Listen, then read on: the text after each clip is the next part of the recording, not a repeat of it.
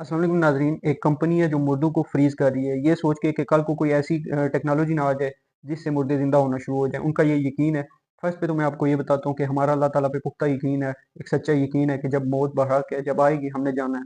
ये मुसलमानों का इंशाअल्लाह अक़ीदा। तो जो एक खबर थी वो आप तक ज़रूरी समझी शेयर करना। तो वो ये है कि जर्मनी के अंदर एक कंपनी है जिसने ये सोचा है कि हम मुर्दों को ज़िंदा कर देंगे फ्यूचर में। तो ऐसा कोई करते हैं, यानी कि टेम्परेचर उसका रखते हैं, तो जो बॉडी है उसकी वो बरकरार रहे, हम सेव रखेंगे। तो उन्होंने लोगों को ये बताया कि हम आपकी बॉडी को सेव रखेंगे, और अगर कोई ऐसा आ जाता है, कोई ऐसी टेक्नोलॉजी आ जाती है जिससे मुर्दे ज़िंदा होना शुरू हो जाएँगे, तो हम आपको ज़िंदा कर देंगे।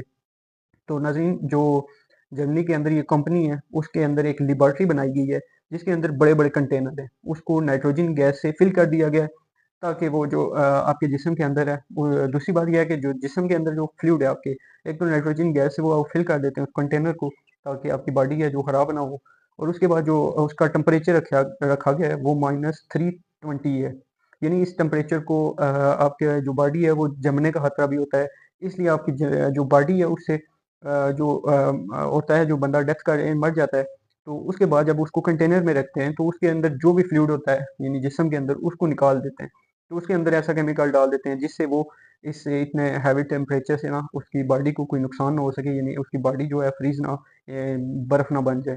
तो इसलिए उसको सेव रखने के लिए इस तरह किया गया। तो न इससे मतलब अगर 6 जो हैं बॉडियाँ उस जो बॉडीज़ हैं उस कंटेनर के अंदर जा चुकी हैं।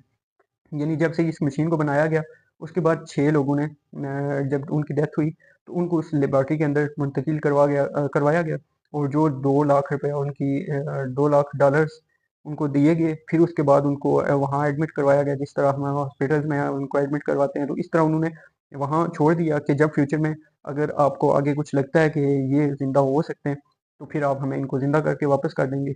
तो आएगी तो नहीं, अल्लाह की तरफ से ही कुछ कोई मौज़ा हो तो हो, लेकिन मौत और ज़िंदगी का फ़ैसला सिर्फ़ अल्लाह ताला के हाथ में ही है।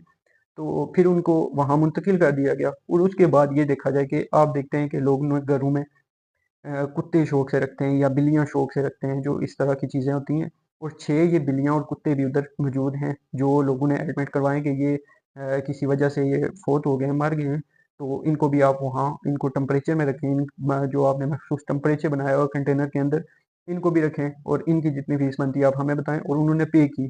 तो पे करने के बाद उन्होंने कहा कि जब ये कोई ऐसी टेक्नोलॉजी आएगी कि ये ज़िंदा हो जाएँगी, तो आप हमारे जो कुत्ते हैं, जो बिल्लियाँ हैं, इनको ज़िंदा करके हमें वापस करेंगे। तो कुछ तो ऐसे लोग हैं जिनकी एज 20-30 यानी 40 के दरमियान है, उन्होंने एडवांस बुकिंग करवा रखी है कि जब हम फ़ौत होंगे, उन्होंने एडवांस पैसे उनको दे दिए $20 कि हम जब मरेंगे तो हमें उस कंटेनर के अंदर आप सेव कर लेंगे, कि जब कोई टेक्नोलॉजी आएगी उसके बाद आप हमें ज़िंदा करके घर वालों के सुपुर्द कर देंगे।